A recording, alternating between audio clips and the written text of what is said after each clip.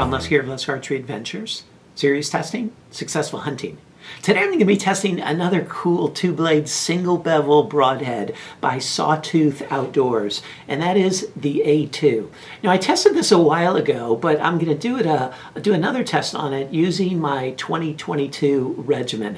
And for those of you who are not familiar with it, you really ought to give this head a look because it's super unique. But man, from how it performed in the past, I had pretty high expectations for it. So I'm going to be using all my regimen for 2022, which includes my Bowtech CP28 set at 72 pounds, and then also my Bowtech SR6 set at 65 pounds for the layered cardboard test. And then I'm going to be using the Bishop FOC King arrows for most of the shooting, but then the Bishop Fat Eliminators for the really hard impact shots. So let's zoom on in here and check out this really unique A2 broadhead and then put it to the test. Here's a good look at the A2. This is a really cool, strange, unique looking broadhead. I remember the first time I saw these on Archery Talk, I just thought, there is no way that thing's gonna do well. And then when I finally got my hands on them and tested them, man, I was really impressed. And that was a while ago. So I'm eager to test them with my new regimen here. But some things about this head. First of all, it's all steel construction, okay? Everything is steel. The blades are one piece, two blades like that, two edges, single bevel design. There's a really gradual bevel to them, which is going to make them really easy to sharpen. And there's no tanto tip. There's just, the beveling just meets in that kind of a boxy but really sharp edge right there. Now the thickness by my measurement is 0.051 inches thick, so pretty decent thick blades. And then the cutting diameter, it's said to be 1¼ inches in this 125 grade model, but by my measurements, it came out to 1.19 inches. So a little less than 1¼ inches, really more like 1⁵ inches, a little less than that. Now, one of the things that really is going to help with rotation, in addition to the single beveling, is that the ferrule is also beveled. That's really unique. So not only are you getting the benefit of rotating blades because of the edges of the blades, but then this ferrule that's a lot thicker is also beveled. So I would imagine this is going to rotate really well. I'm eager to see how that plays out.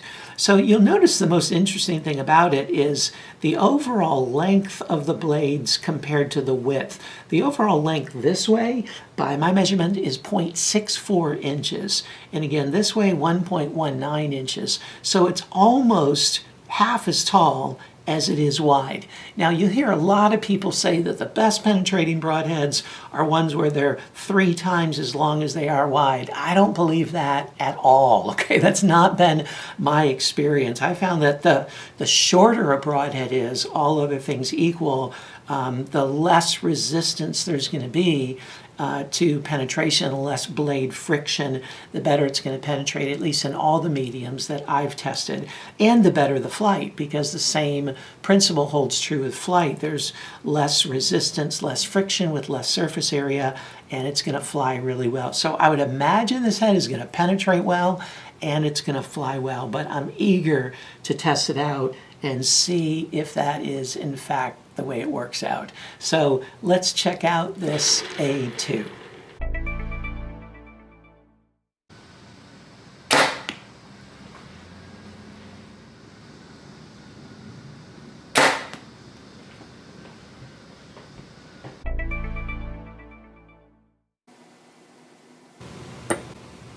$200.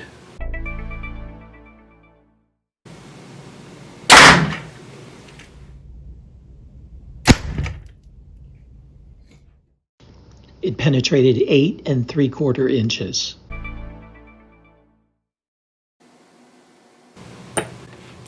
$275.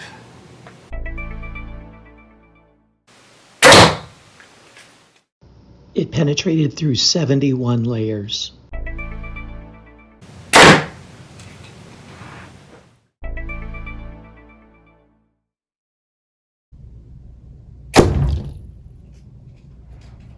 It rotated 65 degrees at 11 inches. It's in perfect condition after 3 shots through the MDF.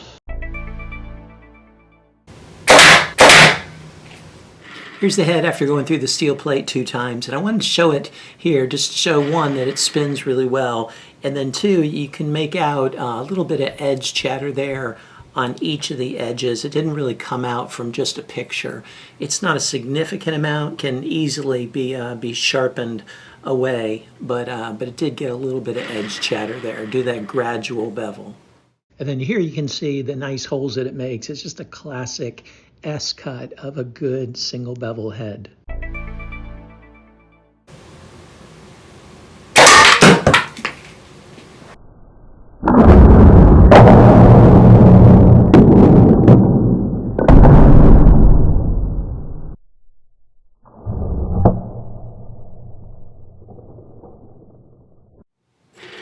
Here's the head after going through the MDF 3 times, a steel plate 2 times, and then into the concrete. And man, it did really well. You know, for a cut-on-contact head like this, where there's no chisel tip or anything, you know, it held up really well. And you can see the blades, I mean, almost the entire blade edge impacted the concrete. It made quite a bit of an impact there, and definitely got nicked up. You know, that gradual bevel is not the most durable, okay? So this is definitely not reusable, and yet it's durable enough to still spin really well. So overall, really impressed with the durability of this A2.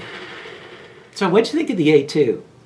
Hey, you know, I had good memories of how it performed in the past, and those were only exceeded by how it performed in the present, okay? This head is really something. It's so small and so creative. It doesn't look like much, but man, its flight, its penetration, its durability, it's got a lot of things going for it. So check out the score sheet and see how it performed in the areas that matter to you the most, and see if it might be a really good fit for you. The only thing I was a little disappointed with was that I thought the cut would be wider, okay? It says 1 1/4 inches, and it was a little less than 1 1/5 inches of cutting diameter, but still, it's a decent size cut for a 2-blade, and it definitely made up for that in all the other ways that it performed. So stay tuned for the overall cumulative score, as well as the corresponding lust grade. But great job, Sawtooth Outdoors. I look forward to seeing what you come out with in the future.